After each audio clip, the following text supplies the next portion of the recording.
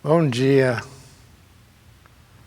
meu nome é Dan Marquezin, eu sou pesquisador do INPA, eu iniciei o Laboratório de Dinâmica dos Fluidos e nós vamos falar aqui hoje sobre modelos matemáticos básicos de doenças infecciosas. Eis um resumo do que eu pretendo cobrir.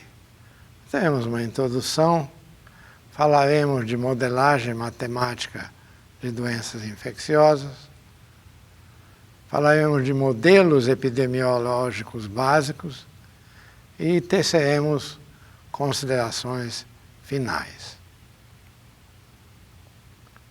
Bom, a introdução é a seguinte. Em 2019,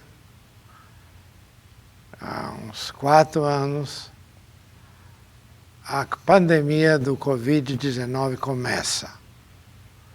Em Wuhan, na China, é onde ela começa. Em dezembro de 2019, se espalha para Europa, Brasil, Estados Unidos, etc. Pelo resto do mundo todo. Não houve lugar onde ela não chegasse. E o resultado foi um caos mundial. O mundo interrompeu suas atividades normais por causa da pandemia. Porém, houve rapidamente um esforço para desenvolver e produzir vacinas contra a Covid, que recebe o nome médico de SARS-CoV-2. E elas foram desenvolvidas rapidinho, menos de um ano, isso é inaudito, e sua produção em massa foi iniciada.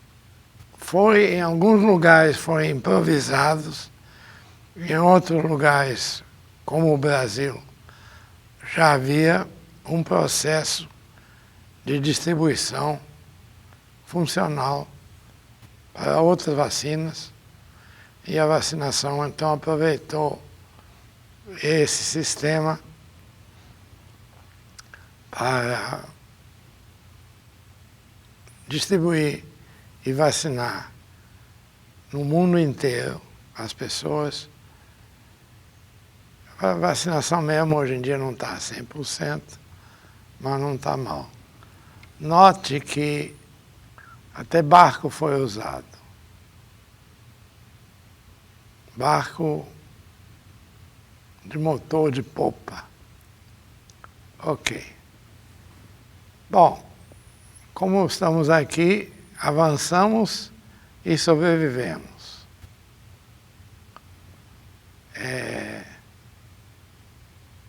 Mundialmente, houve 700 milhões de casos. No Brasil, foram 38 milhões. No mundo, teve 7 milhões de mortes. No Brasil, 700 mil. Bom, quem não morreu se recuperou tanto no mundo inteiro como no Brasil. Olhando para esses números, a gente vê que houve um grande número de mortes, mas apesar dessas mortes, há um grande número de recuperados. Praticamente todo mundo recupera. Apenas uma fração não recupera e morre. De fato, note bem, com a população do mundo sendo 8 bilhões de pessoas e a população do Brasil sendo bem menor, 200 milhões de pessoas, no mundo tivemos 700 milhões de casos, com mortes, como já vimos antes, 7 milhões, e no Brasil, para um número de casos de 37 milhões, houve 700 mil mortes. Agora é interessante observar o seguinte: a probabilidade de morrer por Covid-19 no mundo é 8 e pouco por cento. Mas no Brasil é 0,3%. Isso é muito bom. Por quê? Quer dizer que apesar de nós não sermos um país rico, a probabilidade de morte é baixa. O que significa isso? Temos um sistema de saúde desusual. Quase adequado para um país desenvolvido. Bom, vamos falar um pouco da parte técnica. Nós temos alguns termos importantes. São: o que é uma doença infecciosa? Por exemplo, primeiro termo importante. Uma doença infecciosa ou contagiosa é a manifestação de ou uma infecção causada por um micro-organismo, como bactérias, fungos, vírus, protozoários, etc., que é propagada por insetos ou outros animais. Exemplos de doenças infecciosas são, por exemplo, amigdalite, coronavírus, dengue, difteria, ebola, gripe, hepatite A, hepatite B, hepatite C, malária, etc., etc., etc.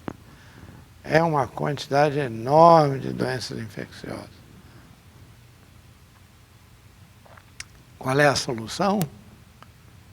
Está aí, você está vendo a solução. É a vacina. A vacina não é nova como conceito, tem mais de 200 anos, talvez 300, e ela, vacina, nos salvou. Para continuar explicando o que eu gostaria, eu tenho que explicar quais são as formas de transmissão em geral. Pode ser por contato direto ou indireto de uma pessoa sadia com pessoa ou animal infectado. Ou pode ser contato com superfícies contaminadas. Picada de inseto também é um problema. Comida contaminada é um problema.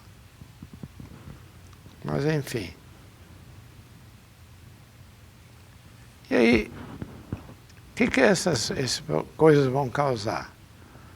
Vão causar endemias, surtos, epidemias ou mesmo pandemia. Em que situações? Bom, antes de mais nada, vamos definir o que são esses termos. O que é uma endemia? A endemia é uma doença habitual em uma certa área ou grupo humano, ou não humano. Enfim, é uma doença habitual. Já uma doença que aparece em uma área em que antes ela não estava, gera um surto. O termo epidemia significa o quê? Significa uma doença que, em uma certa região, aumenta mais do que o normal. E temos também o conceito de pandemia, que é uma doença que se espalha pelo mundo inteiro e isso afeta a todos. Então aqui listados alguns surtos epidemias e pandemias mais letais da história. Por exemplo, na primeira linha nós temos aqui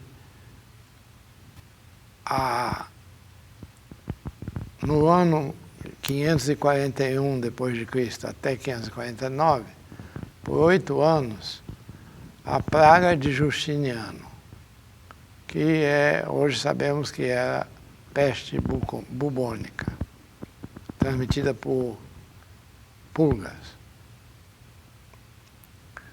E gerou 50 milhões de óbitos. Essa cruzinha à esquerda significa óbito. Mas, na Idade Média Europeia, tivemos algo bem pior, com 200 milhões de óbitos, 4 vezes mais. No ano de 1347 até 1353.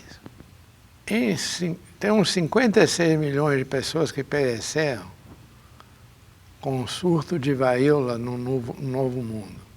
Os europeus vieram às Américas, trouxeram com eles a varíola para uma população absolutamente desprotegida de indígenas na América do Sul, na América do Norte e Central.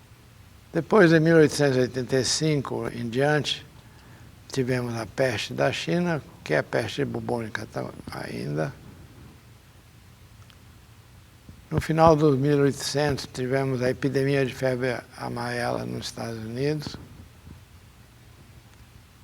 A gripe russa em 1889, 1890. A gripe espanhola, que completa 100 anos, pouco mais de 100 anos agora, que ocasionou 50 milhões de mortes. E a mais recente de todas é a AIDS, HIV, que desde 1971 e continua vitimando pessoas. Como é que a gente luta contra isso? A resposta é com o conhecimento. Por exemplo, esse livro sobre biologia dos coronavírus, ele é de 1988, 81, desculpe. Então, biologia dos coronavírus, é do que a gente está falando. Mas, por exemplo, em 2007, temos aqui um artigo publicado numa revista médica, Clinical Microbiology Reviews, e que diz que a presença de um grande reservatório de vírus do tipo SARS-CoV, a presença de vírus em morcegos, junto com o hábito cultural que existe na China, é uma bomba de tempo. Isso é 2007. 12 anos depois, a bomba de tempo estoura. Em 2020, a Academia Brasileira de Ciências estimula a pesquisa relacionando mudanças climáticas e perda de variedades biológicas, relaciona essas coisas ao impacto da deforestação da Amazônia, impacto sobre saúde pública. E como é que a matemática está envolvida nisso? Matemática, todos nós achamos que é a ciência de quantos, né? Então, podemos prever quantas pessoas serão infectadas? Qual é a utilidade disso? A utilidade disso é saber de quantas vacinas precisaremos, quantos leitos em hospital serão necessários.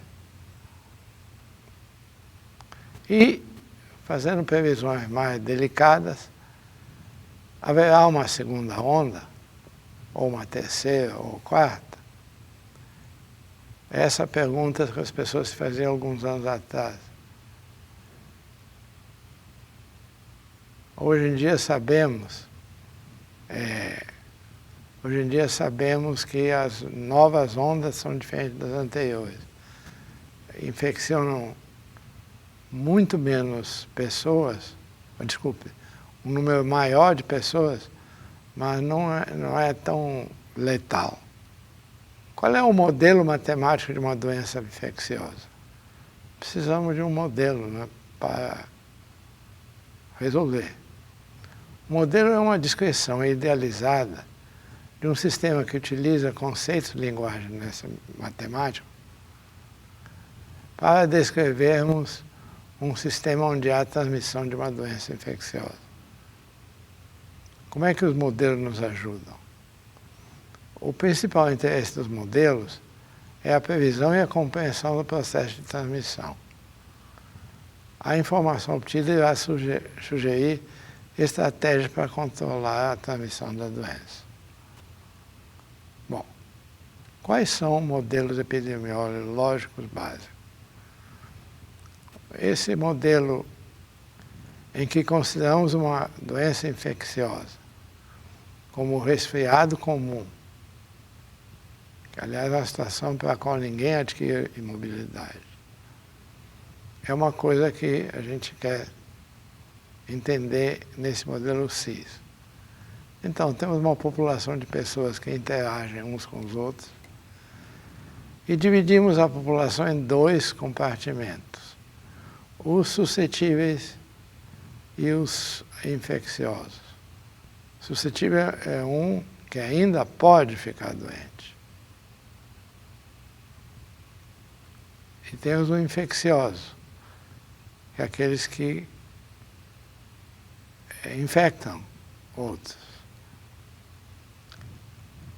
Uma situação mais complexa e mais realista é aquela em que se leva em conta que as pessoas se recuperam e aí tem imunidade total, que é permanente.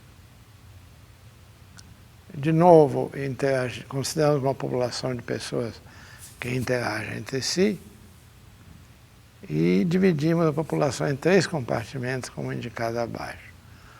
São os suscetíveis, que podem ficar doentes, os infecciosos, que são aqueles que transmitem a doença, e os recuperados, que já tiveram e não mais têm.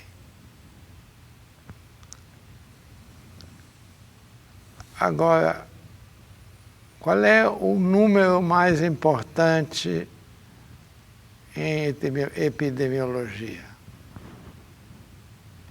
Esse número representa a taxa de infecção de uma doença infecciosa. Conhecido esse número por R com um zerinho embaixo. Isso foram os autores de um primeiro artigo sobre esse tipo de doenças, que usou esse nome R0. Não é um bom nome, mas já se usa e não adianta mudar.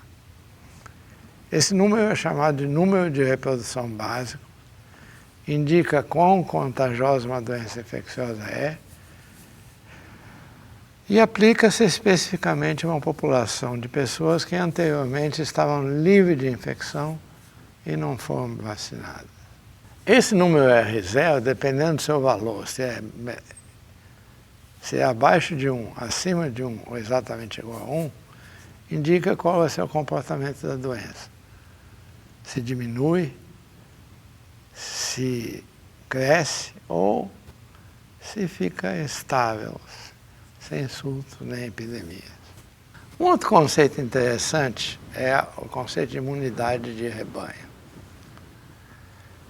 A imunidade de rebanho, informalmente, consiste em haver na população parte que já esteve doente e já curou. Esta parte impede ou dificulta que indivíduos infectados passem, contaminem outros, porque o agente infeccioso encontra barreiras nos vizinhos que já foram infectados. É preciso então que uma parte das pessoas tenha já adquirido essa imunidade de rebanho, imunidade para que gere a imunidade do rebanho para o conjunto. Mas não varia muito isso não, é tipo 70%. Então quem te disser, baseie-se na imunidade de rebanho, está mentindo. Porque ele deixa 70% das pessoas expostas, só salva 30%. Ninguém quer salvar só 30%. Mas, enfim, olha só, no Brasil, não tem informação, mas sobre o Rio de Janeiro nós temos informação estadual. Diz aí que, em síntese, agora 87% ou 88% dos vacinados, das pessoas já são vacinados com a primeira dose ou dose única, quando é o caso. E já os números, por exemplo, com as crianças cariocas com 12 anos ou mais vacinados, já é 99,7%. Em outras palavras, a população cuida para que os jovens sejam vacinados.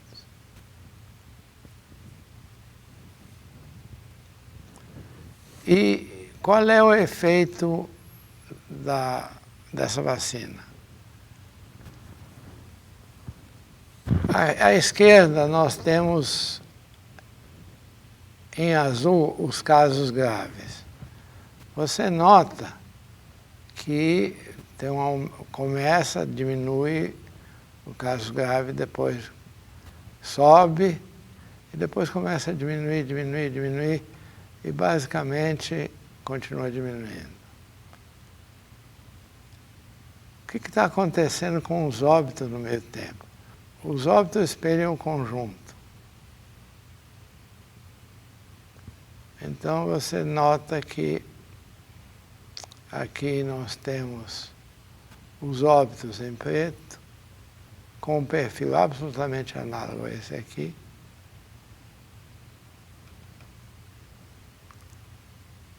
Feito ao longo de uma semana essa estatística aqui. Então note que no final do período aqui, nós já temos em verde que um número cada vez maior está protegido. Bom, isso é propaganda enganosa minha e de alguns colegas. Escrevemos um livro sobre matemática de modelos epidemiológicos que serviu como base de um curso num colóquio de matemática, que é uma reunião que ocorre de 2 em 2 anos, em julho ou agosto, durante uma semana, no IMPA, na Estrada Dona Castorina 110, e que eu acho uma ótima coisa de vocês fuçarem o que é esse mundo de matemática. É isso, gente. Já estamos nas considerações finais, que eu posso resumir da seguinte maneira. A matemática pode ser uma aliada muito importante no controle e no combate de uma doença infecciosa que aparece por meio de um surto ou epidemia. Quando está na forma endêmica, já não é tão fácil assim. Fácil é uma maneira de dizer. O assunto não é tão matemático. E, enfim, repito que é uma coisa interessantíssima da matemática. Em geral, é possível modelar e escolher uma técnica para modelar aproximadamente situações no mundo inteiro e que nos permitem ajudar a combater as nossas dificuldades. Aqui temos uma lista de algumas referências sobre o assunto. Pode crer que tem milhares de referências. Se antes da pandemia já havia centenas de artigos científicos sobre a epidemia, agora tem muito mais. Essas referências que estão aqui são todas de cunho matemático, mas aplicadas à epidemiologia. Pode ver o título. Primeiro, Sistema Dinâmico para a Modelagem Biológica, uma introdução. Segundo, Epidemiologia Matemática das Doenças Infecciosas. Outro, Modelando Doenças Infecciosas em Humanos e Animais. Devo agradecer a atenção de vocês e apareçam no IMPA, no colóquio, ou na Sociedade Brasileira de Matemática, para adquirir aquele livrinho amarelo. Obrigado, é isso.